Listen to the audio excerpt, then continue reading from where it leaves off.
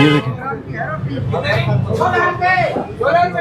अभी रोटी चेक की जा रही है, रोटी का साइज और इसका वेट चेक किया जाता है।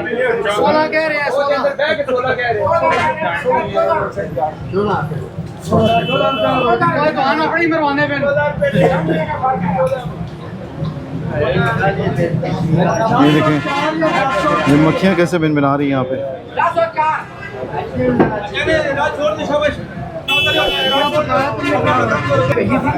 अभी ये देखिए सारी इंक्रोचमेंट है और कितनी मुश्किल से ये शख्स खड़ा हुआ है।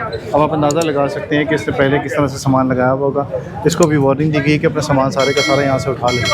ये देखिए,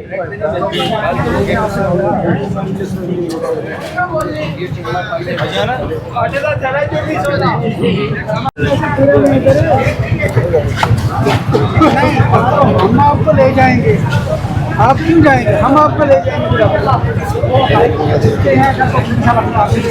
अपने आप को पीछे कर दो, हमारी दुकान है, जितना तुम कमाते हैं जितना तुम्हारे ऊपर जुर्माना, ठीक है।